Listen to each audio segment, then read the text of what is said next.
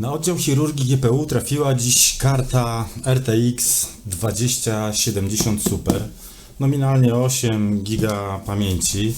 Z rozpoznaniem chce uruchamiać duże modele językowe. Konsylium uznało, że konieczny będzie natychmiastowy przeszczep pamięci. Pacjent poinformowany o ryzyku, natomiast odmówił konsultacji prawnej i podpisał zgodę na użycie temperatury 320 stopni. Za chwilę rozpoczniemy zabieg, a jego powodzenie ocenimy według jednego prostego parametru. Czy po wszystkim karta nadal będzie się uruchamiać? Cześć, ja jestem Konrad, ty jesteś na kanale Siema Szkolab. Rozpoczynamy operację. Dobra, w pierwszej kolejności może rozpakujmy tą kartę. Zobaczmy w ogóle, co w środku tutaj jest. Potem przeprowadzimy kilka testów tej karty. Sprawdzimy, jak ona się zachowuje. Sprawdzimy, czy rzeczywiście są jakieś dolegliwości związane z tą kartą. Czy może karta działa w 100% poprawnie. Wtedy zajmiemy się tylko i wyłącznie wymianą pamięci i konfiguracją karty tak, żeby obsługiwała 16 GB, ponieważ nominalnie ma, tak jak już wspomniałem wcześniej, 8 GB RAMu, więc bierzemy się za robotę. Jakieś dodatki. Sama karta. Kabel zasilający do karty też jest. Teraz odkładamy to na bok. Świetna sprawa, że pudełko oryginalne zachowane. Po pierwsze do transportu przydaje się, po drugie no zawsze to przyjemnie jest kupić kartę w oryginalnym pudełku. Wow. Ho. Nie wiem, czy to widać, ale ciężar karty jest naprawdę znaczny. Widać, że wykonanie jest świetne. RTX 2070 Super. Dobra, słuchajcie, karta wypakowana. Tak ona się prezentuje. To jest metal, prawdziwy metal. Naprawdę czuć to nawet po ciężarze. Tu na pewno jest aluminium na 100%. To też wygląda, jakby to było metalowe. Świetne wrażenie w ogóle robi. Nie widziałem takiego designu wcześniej. Backplate aluminiowy. Natomiast zanim ją rozkręcimy, to na pewno musimy ją przetestować. I to tak solidnie przetestować. Czyli przetestujemy ją w systemie zarówno Linux, który będzie tutaj dla mnie akurat kluczowy, ze względu na to, że karta dedykowana będzie pod obsługę modeli LLM, tak? Dlatego ten mod, dlatego zwiększenie ilości pamięci. Dlatego zwiększamy ilość pamięci z 8 GB do 16 GB. Ale przetestujemy ją najpierw w systemie Linux, potem przetestujemy ją w systemie Windows. Sprawdzimy, jak się zachowuje, jakie ma temperatury, czy się nie zawiesza, czy nie daje czarnego ekranu, jak zachowuje się zasilanie karty. I dopiero wtedy rozkręcimy ją i będziemy ją modować właściwie, tak? Będziemy ją modować. Taki jest na nią plan. Tak stwierdziło konsylium w sumie. Więc skoro konsylium tak stwierdziło, to my wykonujemy tylko zadania powierzone przez konsylium. To co, zabieramy się, rozbieramy. Testy zrobione, testy wypadły ok, więc możemy zaczynać rozbieranie karty.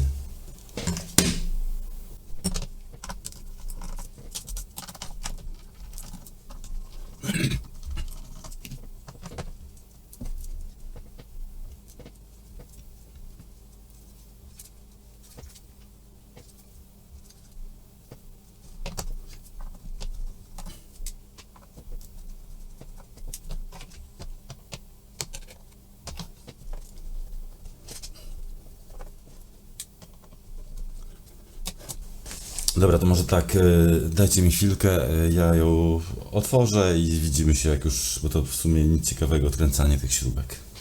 Backplate odkręcony i co ciekawe, tak jak mówiłem początkowo, że to jest plastik, nie, to jest też aluminium. Także naprawdę bardzo ciekawa konstrukcja. Bardzo fajnie rozwiązane są miejsca, bo tak, folia ochronna, ale w miejscach, gdzie są termopady, są normalnie odkryta jest folia, więc po pierwsze, jak odklei nam się termopad, to wiemy, gdzie go przykleić, a po drugie, no, odprowadzanie tego ciepła jest jakby uproszczone jeszcze. Świetnie, naprawdę bardzo, bardzo fajna konstrukcja. BIOS mamy na odwrocie PCB i BIOS IS25WP080. Standardowa raczej kość BIOSu. Śrubki, które są jednocześnie od razu z otworami na wkręty, czyli backplate dokręcony jest na wkręty do tych śrubek, do tych otworów, które są też śrubkami, które przykręcona jest cała płyta główna, więc raz, dwa, trzy, cztery, pięć, sześć, 7, 8, 9, 10 i 11. 11 takich śrubek muszę jeszcze odkręcić, także chwila. Dobra, śrubki te wszystkie odkręcone, o których mówiłem, i to już powinno nam zejść. Dobra.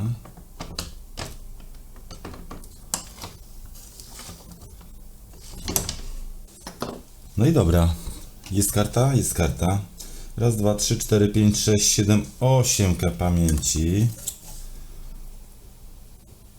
Po tej stronie, tak jak mówiłem, jest układ BIOS. Będziemy go szczytywać też. PCB proste, czyściutkie. Widać, że nie było nic tu grzane. Także super. Pamięci mikrona. Może oczyśćmy sobie GPU. TU104 myślnik 400A myślnik A1, czyli GPU do karty 2070 Super. W stanie naprawdę bardzo ładnym. Będziemy to zabezpieczać. Strapy. Mówiłem, że gdzieś strapy widziałem. O, jeszcze termopadzik. Dziękuję. Ok, karta wyciągnięta, wyczyszczona, strapy znalezione. Strapy są w okolicy układu BIOS. Przejdźmy do analizy strapów, czyli to, w jaki sposób powinniśmy ustawić strapy, czyli rezystory, które powodują zmianę konfiguracji i prawidłowe odczytanie pamięci, bo tutaj dochodzi do zmiany tych pamięci. Te pamięci, tak jak tutaj już odczytaliśmy, to są pamięci Microna 1-gigowe, 256 bit. Zamieniamy na pamięci Samsunga 256 bit 2-gigowe, dlatego musimy poprzestawiać te strapy. Jak weźmiemy dokumentację, którą tutaj Wam przedstawiam na ekranie, to możemy porównać obecną konfigurację strapów i porównać do dokumentacji karty, zobaczyć, czy zgadza się obecna konfiguracja. I tutaj już Wam tłumaczę. Patrzymy na, tak, mamy pamięci, to już stwierdziliśmy, że mamy pamięci Microna, 256 bit, 8 giga cała karta, czyli 8 kości po 1 giga, czyli bierzemy pod uwagę raz, drugi wiersz z góry i konfiguracja, tak jak widzicie, RAM CFG, czyli Configuration RAM 4:0. Drugi wiersz, w którym mamy napisane 00001. I teraz w jaki sposób to interpretujemy? Interpretujemy to tak. Odczytujemy to odwrotnie względem konfiguracji strapów, czyli jak strapy już stwierdziliśmy, że od dołu jest strap ten 0, potem jest 1, 2, 3, 4, 5. 5 nas nie interesuje, właściwie 4 też nie, 1, 2, 3. 3 strapy nas od zera właściwie najbardziej interesują. Natomiast możemy wziąć pod uwagę 4 i odczytujemy je odwrotnie, czyli z konfiguracji, z dokumentacji, tak jak widzimy, jest 00001. W odwrotnym czytaniu możemy stwierdzić, że tak. Weźmiemy 4 ostatnie cyfry konfiguracji. Cyfry, właściwie jest to oznaczenie stanu wysokiego i niskiego. I teraz, tak jak stwierdziliśmy wcześniej, prawa strona to jest stan wysoki, lewa strona, przepraszam, odwrotnie. Prawa strona to jest rezystor do masy, czyli stan niski, czyli 0. Lewa strona konfiguracji strapów to jest 1. 0, 1, 0, 1, 0, 1.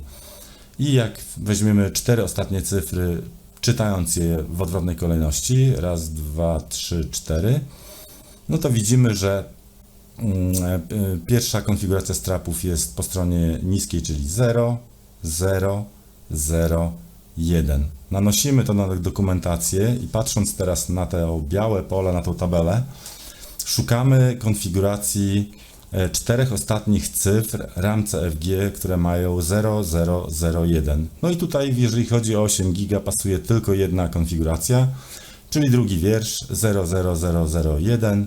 Pasuje 8 GB, pasuje 256 bit, pasuje Micron firma, więc mamy pewność, że ta dokumentacja dotyczy również naszej karty.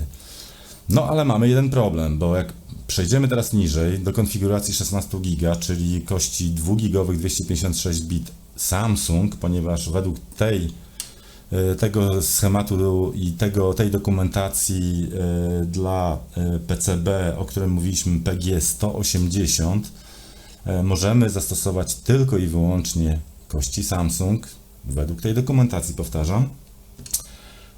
W naszym przypadku nie ma to problemu, ponieważ my będziemy wlutowywać akurat te kości Samsunga 2-gigowe, więc natomiast mamy dwie jakby konfiguracje strapów, które mają właściwie te same dane, tak? Czyli firma Samsung 256 bit i 16 GB całkowita pamięć karty.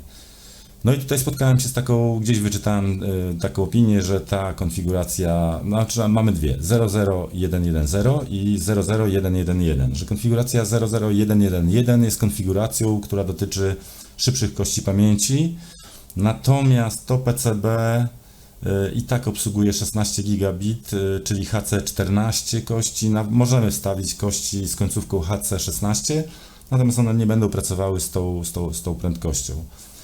Druga jeszcze rzecz do analizy to jest taka, że czytamy sobie BIOS i sprawdzimy w BIOSie również, jakie konfiguracje BIOS obsługuje. I tutaj porównanie do BIOS powinno dać nam odpowiedź, czy to będzie konfiguracja 00110, czy konfiguracja 00111, ale według udokumentowanych modów tej karty zazwyczaj stosowana jest konfiguracja 00110. Modowanie karty serii 2000 opiera się na przeładowaniu kości oraz fizycznym przestawieniu strapu. Ważną natomiast rzeczą jest to, i nie pomijajmy tego, by zająć się też BIOSem. Co prawda BIOS nie będzie wymagał zmiany, nie powinien wymagać zmiany, ponieważ wszelkie ustawienia w BIOSie są takie, które pozwalają na to, żeby samymi strapami, czyli samymi fizycznie przestawianiem rezystorów na strapach ustawić odpowiednią konfigurację pamięci. Natomiast zawsze zdrowo, czy to karta graficzna, czy to płyta główna, czy to laptop, warto jest zawsze robić kopię BIOSa, ponieważ nie wiemy, kiedy może nam się to przydać, a przydaje się rzeczywiście w każdym przypadku lub w wielu przypadkach. Nawet jeżeli w tym przypadku nam się nie przyda, to ten BIOS wcześniej czy później w przyszłości może nam się przydać. Dobrą praktyką jest kopiowanie BIOSu i zrobimy to właśnie w tym momencie. BIOS, już ja pokazywałem, gdzie jest BIOS. BIOS jest na odwrocie tego PCB, tej karty, w tym miejscu. Będziemy go odczytywać musimy go wylutować, tak? Nie działa tutaj wpięcie się bezpośrednio bo są takie żabki, którymi można się wpiąć bezpośrednio do kości W większości przypadków to nie działa, więc zdrowa praktyka to jest, i to nie jest problem oczywiście, wylutowanie tych kości i przy okazji zajmiemy się jeszcze tutaj tymi zabezpieczeniami, tymi podkładkami, które one są naklejone, więc lekko je podgrzewając odkleimy je, ponieważ one potem podczas wymiany kości, gdzie PCB będzie bardzo gorące, one tutaj się uszkodzą, więc zostawmy je, ocalmy je, one przydadzą się potem przy składaniu karty, niech to zabezpieczenie również tutaj będzie. Więc podgrzewam zabezpieczenie, wylutowuję kość i tą kość za chwilę będziemy odczytywać. Podgrzejemy to PCB.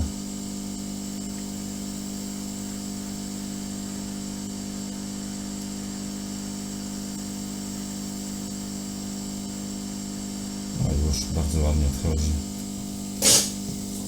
Możemy odkleić podkładkę, odłożyć na bok.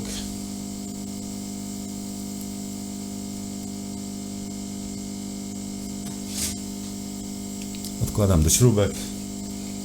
Możemy od razu wszystkie 4 odkleić.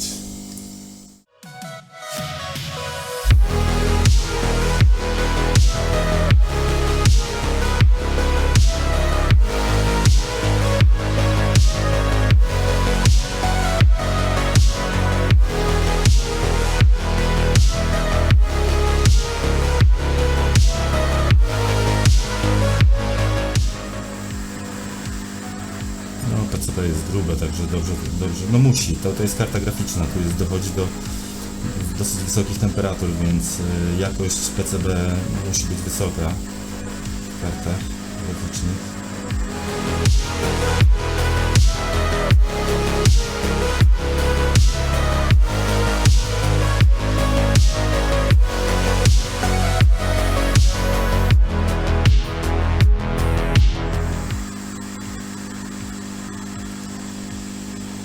Dobra. Mamy wylutowane. Niezbędnik elektronika, czyli programator. Programator to jest coś, bez czego nie da się obejść, więc każdy musi mieć programator. Programator, nie pamiętam jaka cena, to jest jeden z budżetowych, można powiedzieć, rozwiązań, natomiast świetnie mi się sprawdza jak do tej pory, ponieważ BIOSy, nigdy nie miałem z żadnym BIOSem problemu, również programowałem NANDy tym i powiem szczerze, NANDy niełatwo się programuje, natomiast tym programatorem też nie miałem najmniejszego problemu. Tak jak widzicie, XGECU, tak można to nazwać. On już jest podłączony, lampka się świeci i to jest model XGECU Pro, model T48. Także takiego programatora będę teraz używał do tego, żeby odczytać kość pamięci BIOS dla tej karty. Dobra, oczyśmy sobie tą podstawkę, bo ona po poprzednim odczycie BIOSa została nieoczyszczona. Dobrze jest jednak pilnować, żeby to było czyste. No, właściwie nawet oczyścić, jak oczyścić, bo i tak musimy pobielić te pady, pocynować. Więc zostawmy je pocynowane i zalutujmy tutaj kość. Kółeczko wskazuje, gdzie jest pad numer 1. U nas pad numer 1. Sprawdźmy. Dobra. Pad numer 1 jest tu.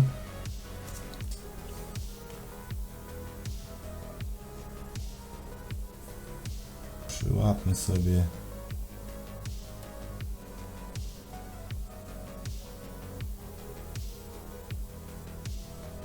To nie jest wlutowywanie kości na płytę PCB, więc tutaj nie musimy być jacyś bardzo, znaczy na tyle precyzyjni, żeby odczytać dane z tej kości. To musimy być, natomiast to, czy to będzie równo, czy nie, to już ma mniejsze znaczenie. Potrzebuję światła trochę więcej. Dobra, z jednej, lewą ręką z drugiej strony. Ok.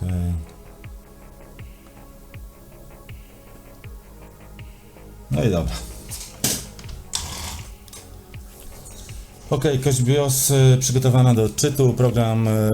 Programu używam XG Pro, czyli to jest dołączony do programatora oprogramowanie, które jest non-stop aktualizowane. Bardzo dobrze mi się na nim pracuje. I teraz najprostszym sposobem, widać, że programator jest widoczny na samym dole, najprostszym sposobem jest tryb auto, czyli auto wykrycie. W tym momencie wykrywamy, czy jest dobrze odczytywana kość. Widzimy, że znalazł kość. Wybieramy ją. Robimy read. Trwa to dosłownie chwilkę. Jest bardzo szybki programator. Bardzo go lubię. Widać, że odczytał dane, więc zapisujemy te dane. Zapisujemy do mojego super. Zróbmy oznaczenie, że to oryginalne.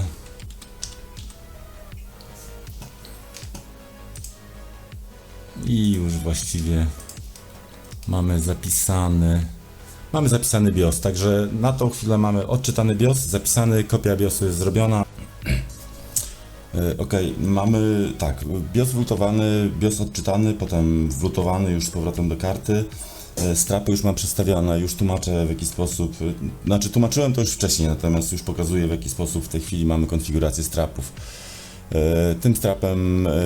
Ten strap jest według dokumentacji w stanie wysokim, jest to strap 0, 1, 2, 3, strap trzeci, natomiast interesuje nas strap 0, 1 i 2, czyli trzy ostatnie cyfry w konfiguracji strapów.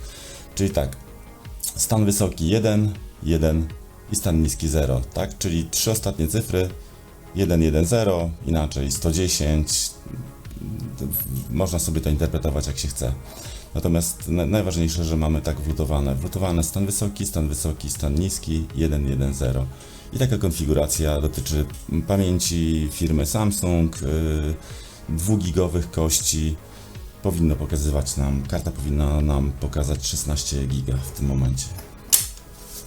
Dobra, będziemy pomalutku szli w kierunku wylutu pamięci i wlutu. Tutaj specjalnie zostawiłem na kamerze kości, które będziemy wlutowywać informacyjnie. Jakie to są kości?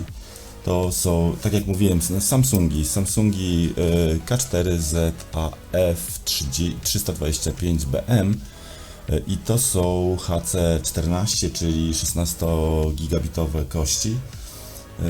One są już zakulkowane, więc będziemy bezpośrednio je wlutowywać, natomiast najpierw wylutujemy kości mikrona i po wylucie, jak będzie jeszcze płyta ciepła, od razu ustawimy strapy, także dwie rzeczy będziemy robić w tym momencie. Dochodzimy do miejsca, w którym możemy podsumować obecne prace, które wykonaliśmy, czyli tak, testowaliśmy kartę, rozkręciliśmy kartę, testowaliśmy kartę, karta przeszła pozytywnie przez wszystkie testy, natomiast potem rozmawialiśmy na temat strapów, odczytywaliśmy strapy, porównywaliśmy z dokumentacją, odczytywaliśmy BIOS, wlutowaliśmy z powrotem kość BIOSu, przestawiliśmy strapy do nowej konfiguracji pod kości 2-gigowe Samsunga i możemy przejść teraz do wylutu kości pamięci i wlutu nowych pamięci Samsunga, także bierzemy się do roboty. Zabezpieczę, nie podgrzewam całego PCB, do pamięci raczej nie będę podgrzewał całego PCB. Będę wylutowywał w miarę sprawnie i szybko te kości, które i tak właściwie idą potem do śmietnika, bo 1-gigowe kości teraz mam tego naprawdę bardzo dużo, więc do niczego to się nie przyda, natomiast zabezpieczenie na pewno procesora graficznego i mam taką fajną osłonkę, i teraz możemy bezpiecznie podgrzewać jakby kości bez ryzyka grzania bezpośrednio procesora.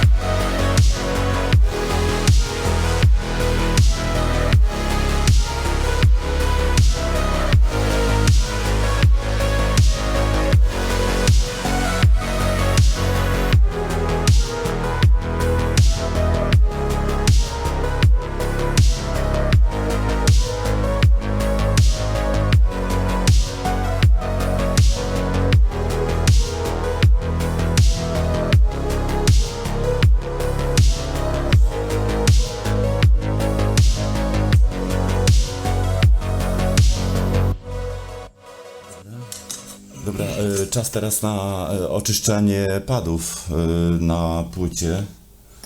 Na padów PCB, bo najpierw zbiorę ołów, potem plecionką, także oglądajcie sobie.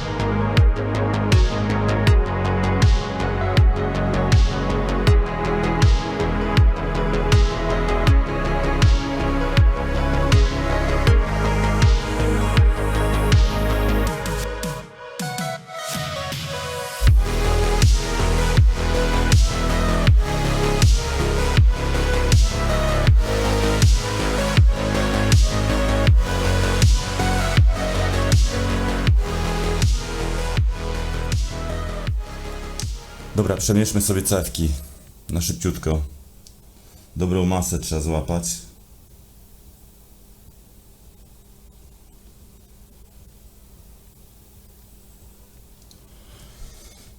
I teraz tak, 12V, będzie bardzo wysoko, prawie do open line. Rośnie i rośnie. Kondensatory się ładują. Linia 5V, linia 3V.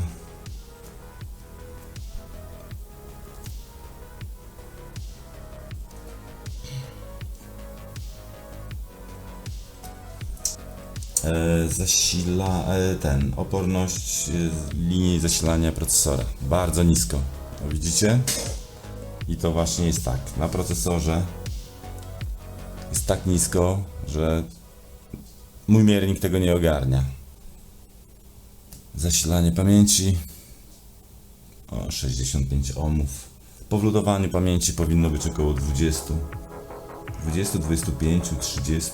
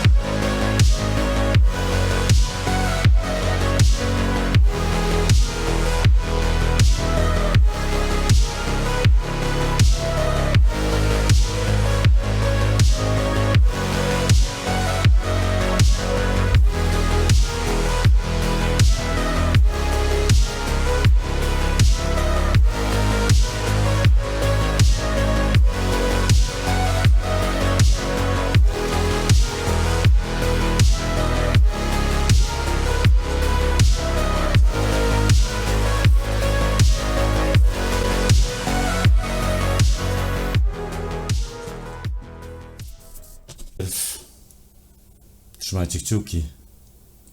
No, bo będziemy mierzyć rezystancję na linii zasilania kości. Naprawdę, trzymajcie kciuki. Kciuk do góry czy głowa do dołu?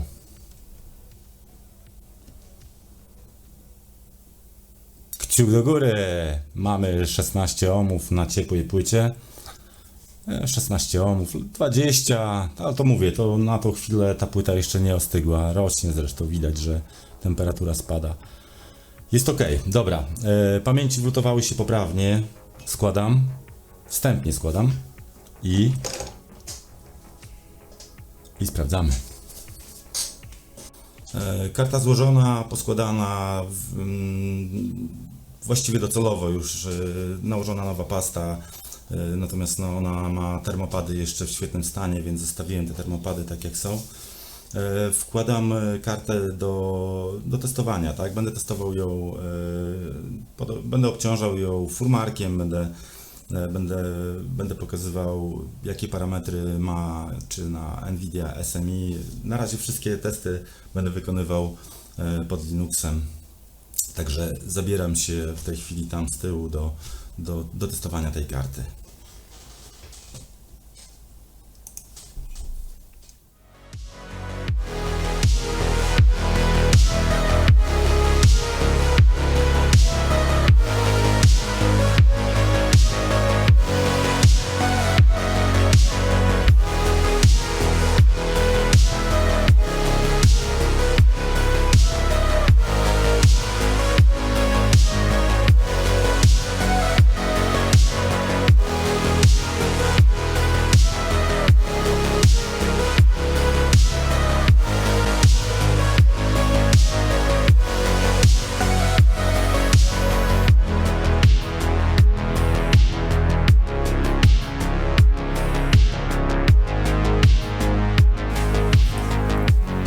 Dochodzimy do momentu, w którym możemy chyba przejść do podsumowania wykonanego moda.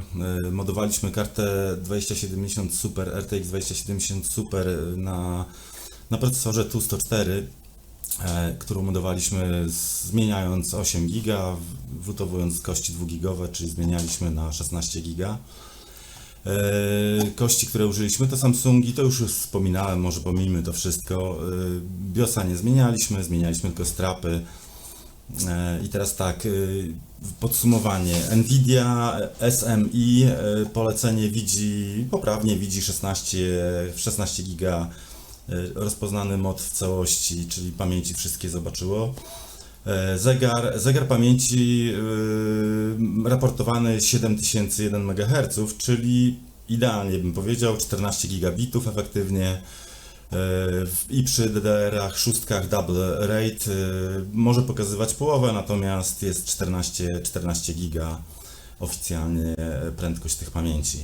Szyna 256-bitowa, czyli według specyfikacji właściwej karty tutaj się nie zmieniło, przepustowość 448 gigabitów na sekundę.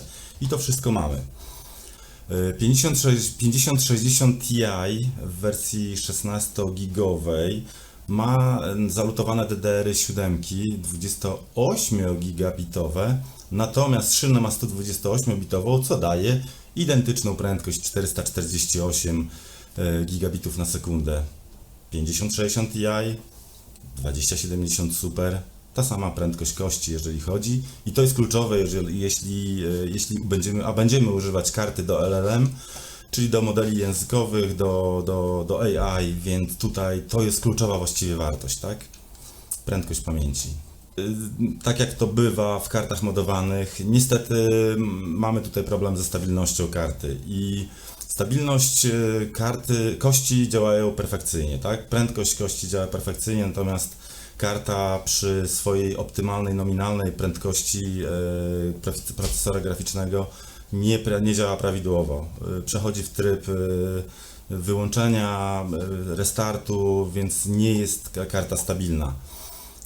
Jest na to rozwiązanie i tutaj zastosowałem rozwiązanie na to, obniżając prędkość procesora. Karta wiesza się na AXID 119, czyli że GPU wymaga restartu. I teraz tak, problem jest właściwie wszędzie zgłaszają taki sam w kartach, czyli przejście stanu P-State z P0, czyli najszybszego stanu karty, do P8, czyli do spoczynkowego właściwie, i ten agresywne przejście z P0 na P8 powoduje wyłączanie się karty. Na tą chwilę nie znalazłem jeszcze rozwiązania na to jako tako, natomiast jest kilka rozwiązań. W Windowsie wystarczy ustawić kartę na maksymalną wydajność karty, czyli na pracę z maksymalną wydajnością w sterowniku, i tutaj ta karta wtedy nie przechodzi z P0 na P8 i jest wszystko ok, więc w Windowsie to w ten sposób. W Linuxie również opcja dla sterownika, którą trzeba przedstawić, to jest RM Force P-State. Trzeba ustawić na 0, czyli to powoduje, że karta zamraża P-State, przejścia nie ma pomiędzy P-State, natomiast powoduje to, jest taki, można nazwać to efektem ubocznym, to, że rdzeń zostaje jakby przyklejony do częstotliwości 645 MHz, czyli TFLOPS 3,15. No jest to dosyć znaczne obniżenie prędkości procesora, natomiast przy zastosowaniach LLM nie powiem, że nie jest to potrzebne i ważne, bo jest, natomiast ważniejsza tutaj jest kwestia pamięci, prędkości pamięci. Podsumowując konfigurację po wykonanym modzie, i mówię tutaj o Linuxie, czyli tak jak mówiłem, RM Force P-State ustawiamy na 0, czyli to daje stabilność idealną, tak? Karta pracuje już jakiś dłuższy czas, nie mówię tutaj o minutach, godzinach, tylko już chyba drugi dzień i nic się tutaj z nią nie dzieje. W Power Limit 150 W, rdzeń ustawiony na 645 MHz, natomiast pamięci pełne 14 gigabitów na sekundę. I teraz tak, na tą chwilę karta jest w serwerze, hostuje XTTS-a, czyli Text to Speech, dodatkowo zainstalowany Whisper, dosyć wysoki model. Używa w tej chwili 6 GB z 16, jeszcze mam na tą chwilę prawie 10 GB wolnej pamięci. To będzie jeszcze testowane, natomiast będzie zapełniana w całości pamięć. Temperatura rewelacyjna jest ta karta, jeżeli chodzi o temperatury, ponieważ no wiadomo, teraz w tej chwili procesor jest pracuje z niższą częstotliwością, więc te temperatury będą niższe. Natomiast ona od samego początku, od pierwszych testów pokazywała, że no chłodzenie ma po prostu rewelacyjne, tak? Zarówno chłodzenie z przodu, tak samo i z tyłu, backplate jest też aluminiowy, są termopady na backplate'cie, rewelacja, naprawdę. Cały czas pod obciążeniem, na tą chwilę pokazuje 40, maksymalnie 45 stopni, więc super. Ten pierwszy odcinek serii dobiega już końca i tutaj klasycznie, tak jak wszyscy, zachęcam Was, jeśli zainteresował Was ten odcinek, zachęcam do subskrypcji, do polubienia. To będzie pomagać mi na pewno się rozwijać, a chciałbym przekazywać Wam jak najwięcej informacji dotyczących naprawy elektroniki, modowania kart itd. I dodatkowo tutaj, jako że to pierwszy film i myślę, że będę to częściej jakby praktykował, chciałbym poinformować Was, że ta karta, którą ją modowałem, czyli ta 2070 Super, zmodowana do 16 GB, będzie do otrzymania za darmo właściwie. Jedyny warunek to odrobinę szczęścia. Każdy, kto zasubskrybuje, polubi i napisze w komentarzu ewentualnie coś na temat tej karty, dlaczego przydałaby się akurat jemu ta karta, weźmie udział w losowaniu lub ewentualnie najlepszy komentarz, tak zrobimy, najlepszy komentarz plus subskrypcja spowoduje, że ktoś otrzyma tą kartę zupełnie za darmo, nie będzie musiał nawet za przesyłkę płacić, po prostu jako nagroda konkursie. Natomiast to jest pierwszy odcinek, będą jeszcze inne odcinki, będą jeszcze inne karty. Zachęcam i zapraszam naprawdę do subskrybowania, ponieważ te karty będą również rozdawane, więc myślę, że warto. A teraz dziękuję Wam bardzo, jeszcze raz zapraszam do subskrypcji, do polubienia, do komentarzy i do zobaczenia w następnym odcinku.